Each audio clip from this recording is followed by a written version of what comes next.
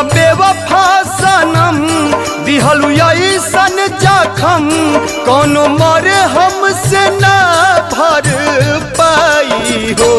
तोहार याद हमर जान लेके जाई हो, तोहार याद हमर जान लेके जाई हो।